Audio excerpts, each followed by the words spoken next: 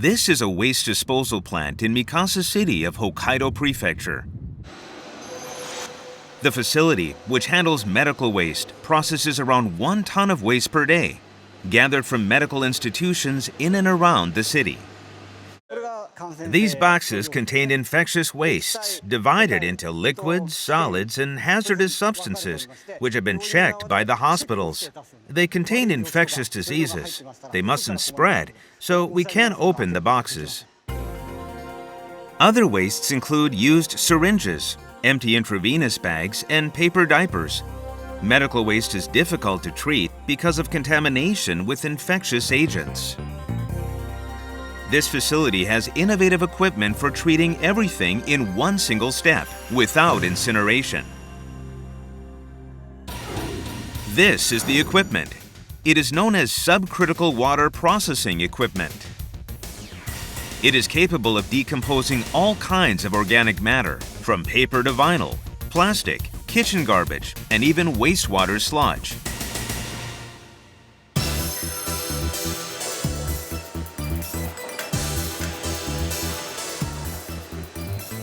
First, we'll look at plastic boxes.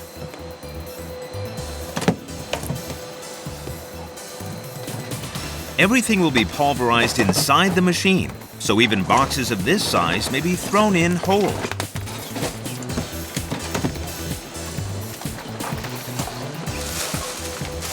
These are vinyl containers.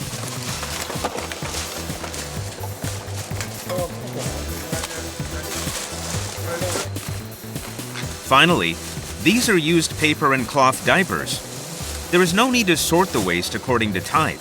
Everything is processed at once.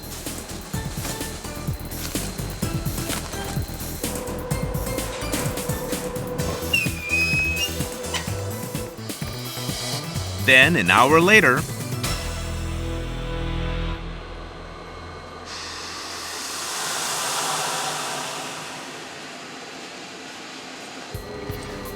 the discharge hatch is opened, and decomposed waste pours out as a dirt-like substance. There is no pungent smell typical of waste, but it has a pleasant smell like that of tamari soy sauce. Is this soil? No, it's oil cake. So further treatment can even make it flammable. The waste has been completely decomposed. Inorganic matter, such as silicon and metal parts, cannot be decomposed, but they can easily be removed later. It depends on the type of waste, but here, the volume has been reduced to around 1/3 of what it originally was. It has been sterilized and made harmless, so there is no problem whatsoever in burying it as it is. So how is the waste decomposed? The secret lies in the subcritical water. It refers to water in a particular state. Water at 1 atmosphere boils and vaporizes at 100 degrees Celsius. But raising the air pressure in an enclosed space prevents it from boiling when the temperature exceeds 100 degrees Celsius. This is because the water molecules are prevented from evaporating freely by the pressure exerted on it by the air. Continuing raising the temperature and pressure in this state takes the temperature up to 200 degrees Celsius at 20 atmospheres, at which point the water turns into a vapor-like state. This is subcritical water. It is a state in which the water molecules that have been pressed together reach their limit and begin to separate and bounce around violently inside the chamber. In this state, other molecules that enter the water are immediately broken down.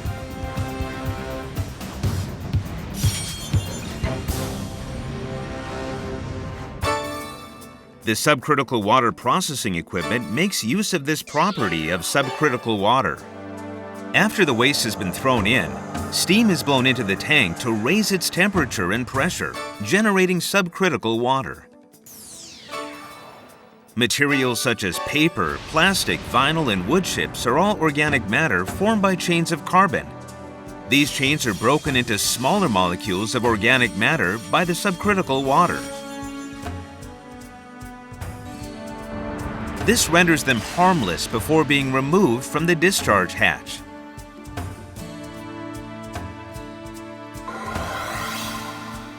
The subcritical water processing equipment is able to decompose vegetable waste such as onion skin, the discarded internal organs of scallops, kitchen garbage, waste paper, plastics, sawdust, wastewater sludge, clothes, and other such wastes.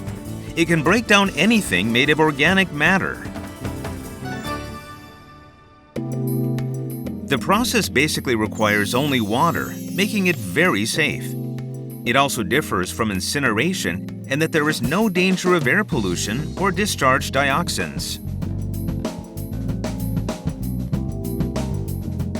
Everything used to be incinerated before deployment of this equipment, so there used to be a huge smokestack outside the building, which has now been replaced with a small chimney that only discharges steam. Fuel costs are low compared to incineration. It also doesn't give off odors or smoke. In that sense, it's environmentally friendly. Apart from the subcritical water processing equipment, there is a variety of equipment for processing other materials. There is the odor ejector and a pressure separator for treating wastewater and sludge. And using these in combination with an activated sludge membrane separator allows the treatment of a variety of industrial wastes. The decomposed waste is pure organic matter. It can also be used as high-quality organic fertilizer.